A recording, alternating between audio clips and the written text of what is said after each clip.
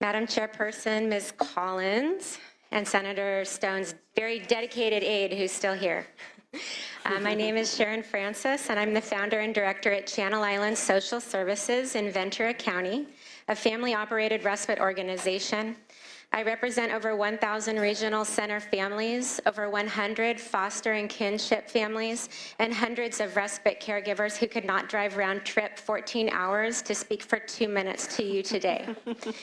We all support the Lanterman Coalition. Our cohesive message is that our system desperately needs and deserves a 10% increase this year and an annual 5% COLA. My organization provides respite care, but I am also here representing the Autism Society of Ventura County and the Tri-Counties Regional Center Board of Directors as their vendor rep.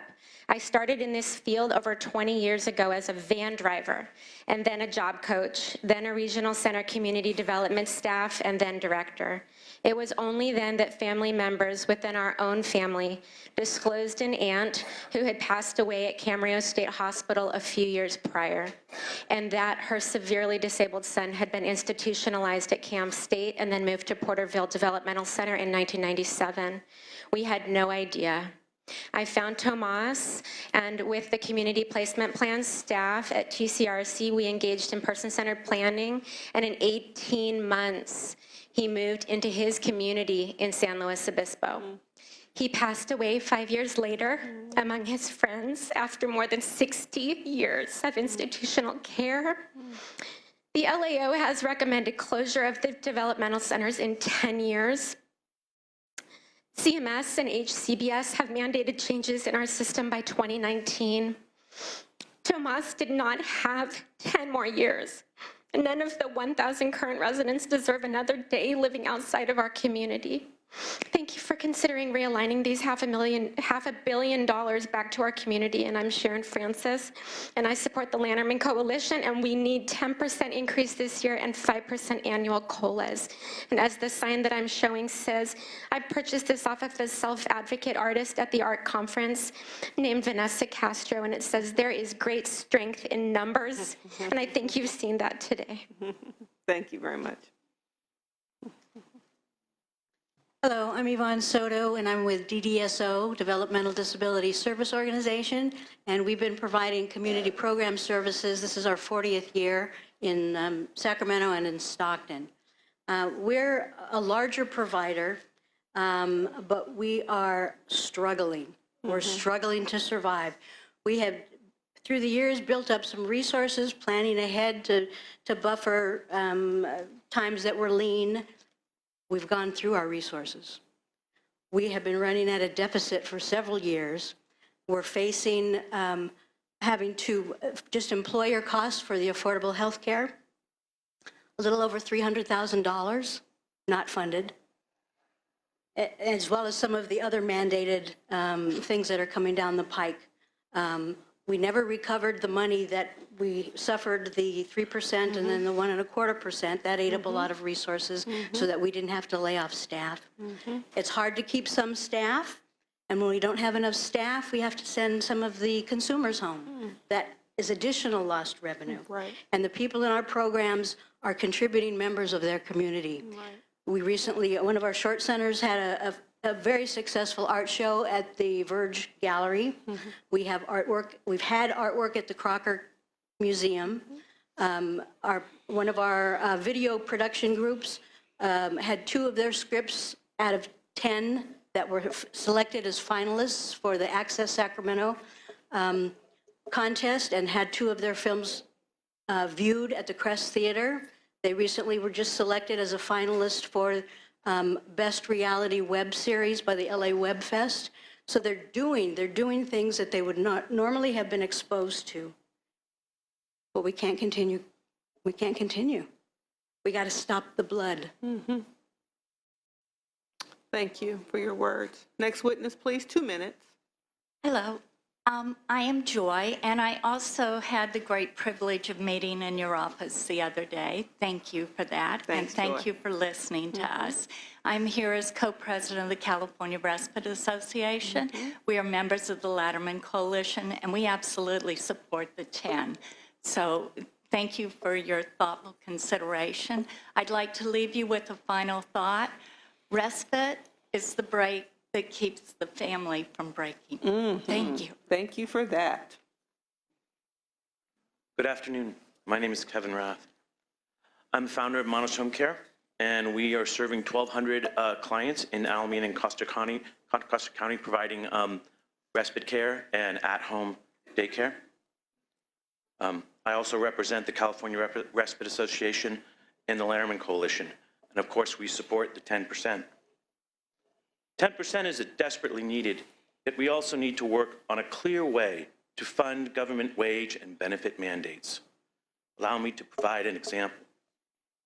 On March 2nd, Oakland minimum wage went to $12.25 an hour and 9 days of sick leave per year. Monos serves over 300 clients with over 300 workers in Oakland. This increase is costing an additional $40,000 a month. We hope the department funds the cost soon. As of now, we have received no additional funds. Faced the impossible task of shutting down services in Oakland or going broke, or perhaps both. How did we get into this situation as a community? We are here because DDS abandoned the cost reporting system in the 90s and did not replace it with a new system for setting rates. In the packet that I just handed out is a proposal that can replace the cost reporting method with what we call the calculation method. You calculate the net increase required by the mandate and you fund it. DDS used to use this type of rate setting system for the California minimum wage increase last year and for estimating the overtime adjustments. Our proposal builds on that practice, providing clear formulas for rate increases for minimum wage laws, sick leave, healthcare, and overtime, if that becomes a mandate. I look forward to discussing this with your staff and with other trade associations that are reviewing it. The California Respite Association has expressed their support for this approach. Thank you very much. Thank you very much. Appreciate that information. Next witness. Thank you again for your time. My name is Andrew Day. I represent PCS. We serve about 200 individuals with disabilities, as well as employ 450 plus staff. We are in crisis as well. We are looking at infrastructure adjustments that none of us in leadership are comfortable with at this point. It would lead to lack of supervision and oversight and training for our employees. So we're very concerned. So I'm here in support of the Lanterman Coalition's 10% emergency needed increase, as well as the 5% annually COLA. You know, we were one of the few agencies, and we're proud of it, that had an internal QA department at one point a couple years ago. It operated completely separately from our operations teams, and we got very unbiased, really take a hard look at yourself type information back about our organization that we could then make adjustments on. And we truly believe that was a turning point for us as an agency. Our quality went way up. Last year, we had to lay off that QA director and disassemble that whole department. And so now our operations teams, the managers, that 20 of which fall into the 2 times minimum wage calculation, which means their salaries force them to have increased caseloads.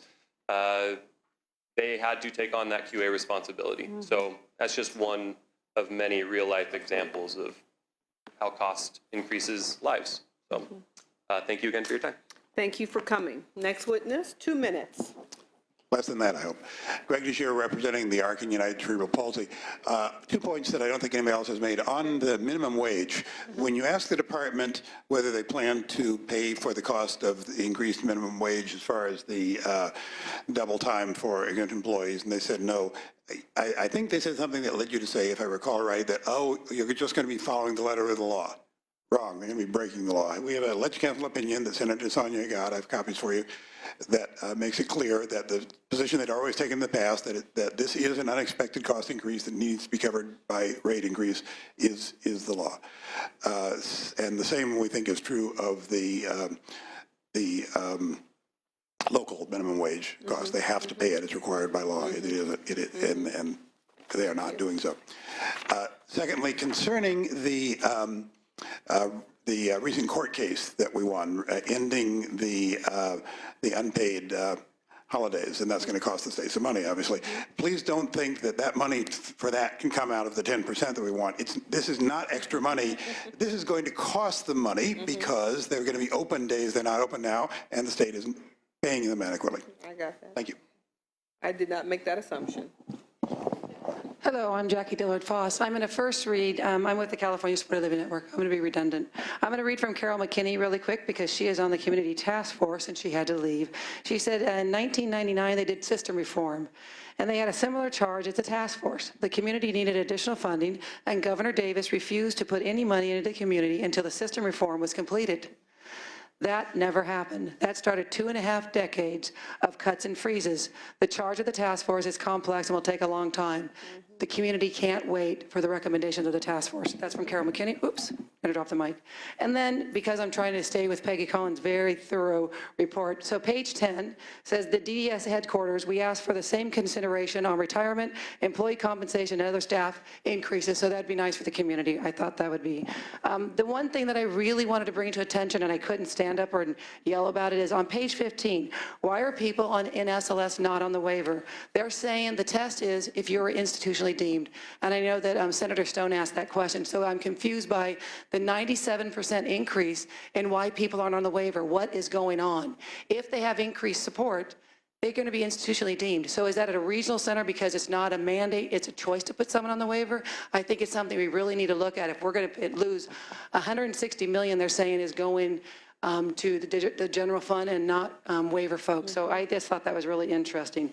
The other thing is just a little personal thing of, I was thinking today why I'm such a fighter. I grew up with a single mother. She had 7 kids, so I was one of them. I was number 5. Maybe that's why I fight so much. But we also grew up in poverty. And I look at my employees and why I fight so hard is most of my employees are women.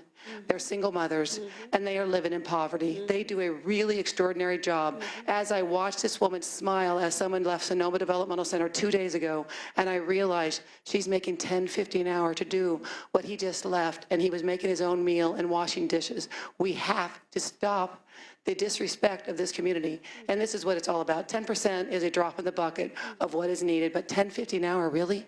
We're better than that, and we have to be better than that for all of the employees that do this wonderful job. Thank you. Thank you. Madam Chair and panel, thank you. I'm Lynn Vaughn. I'm the Director of Medical Services at STEP. I've been there for about 20 years.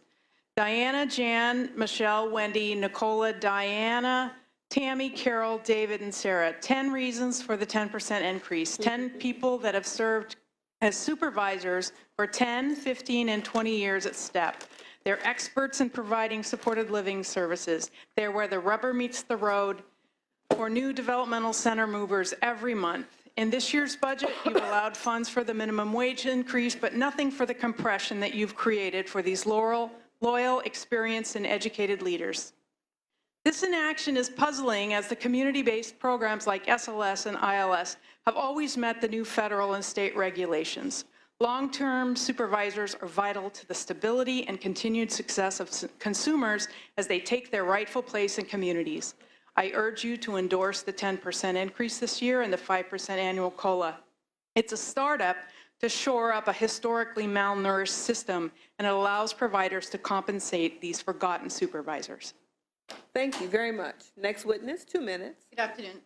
Ditto to what Lynn just said. My name is Lydia Edinburgh, and I'm the mother of a 40-year-old deaf-blind, developmentally disabled man, Olaf, who the state took away from me at the tender age of 9 because, as they said, his family was unable to provide for his unique needs.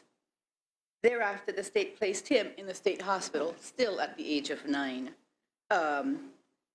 When he left the state hospital, it was because a criminal housed in the same unit as him put his eye out. Olaf has received services, SLS services at STEP for the past 17 years. He works, he votes, he lives in a home of his own choosing. He does what he wants to do every day. I no longer worry so long as Olaf is with STEP, I don't worry about what will happen to him when I go. Over the past 16 years, I worked 12 to 13-hour days working at my full-time job as a paralegal at the U.S. Attorney's Office and STEP as a personal attendant, ILS instructor, and SLS facilitator on a part-time basis. Today, I work full-time as a human resources manager at STEP. That said, I've seen great turnover that has occurred, especially in recent years. Turnover in this industry is extremely high. I support the 10% increase. Thank you. Thanks for coming today. Hello, my name is Teresa Brakefield. I'm from San Joaquin County. I've been here before. I have been a teacher for 30 years. I raised 2 wonderful young men, single parent. I now work for Valley Mountain Regional Center, and I'm also on the SEIU 10-to-1 Executive Board and DD Industry Council. I'm here today to just tell you I'm a voter. Okay, this stuff doesn't turn around. Voters are going to step up. Thank you. Next witness. Senator, Jim Shorter, Director of Golden Gate Regional Center in San Francisco. First of all, I'd like to second the commendation of your staff's work, the committee staff's work. It not only makes a difference for the committee, it makes such a difference for us out here creating clarity and focus, and I really sincerely appreciate that. Secondly, I want to say ditto to the comments that were made by the Association of Regional Center Agencies. I think there's great consensus about that information. Thirdly, I want to make you aware that at our center, kind of in response to, not in response to, but alluding to Senator Stone's comments about geographic differential, we looked at our own budget to ferret out how underfunded we are. So I did it based on 2 assumptions. One is that we would meet the federal requirements for caseload, and secondly, that we would pay prevailing wage.